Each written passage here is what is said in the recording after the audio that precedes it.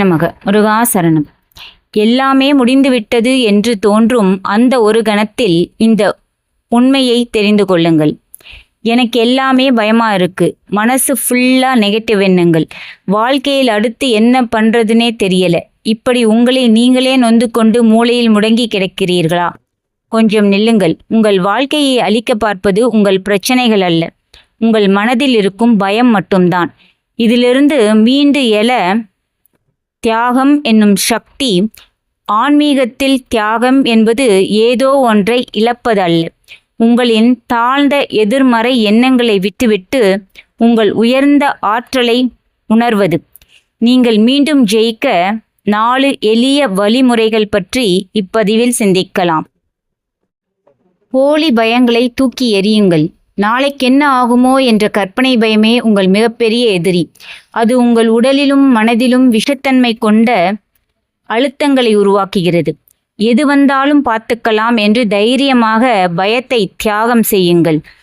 சுய சந்தேகத்தை விடுங்கள். என்னால் முடியாது என்ற எண்ணத்தை தியாகம் செய்யுங்கள். எனக்குள்ளே எல்லையற்ற ஆற்றல் இருக்கிறது, இந்த சிறிய சோதனைகளுக்கு நான் பயப்படலாமா என்று உங்களை கேளுங்கள்.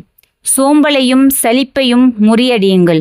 ஒரே நாளில் வாழ்க்கையை மாற்ற முடியாது, ஆனால் தினமும் உங்கள் சோம்பலை விட்டுவிட்டு சிறிய முயற்சிகளை எடுக்கும்போது உங்கள் மனதில் அமைதியும் தெளிவும் சுரக்கத் தொடங்கும். உண்மையான எதிரியை கண்டறியுங்கள். எதிர்மறை எண்ணங்கள் இருக்கும் வரை உங்கள் உண்மையான நண்பன் யார், எதிரி யார் என்றே உங்களுக்கு தெரியாது.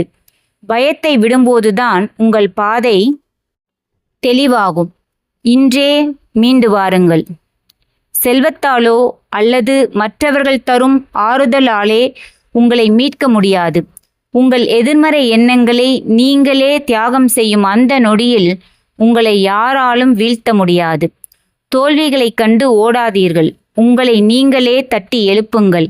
நீங்கள் மீண்டு வருவீர்கள், முன்னைவிட 1000 மடங்கு சக்தி வாய்ந்த மனிதராக.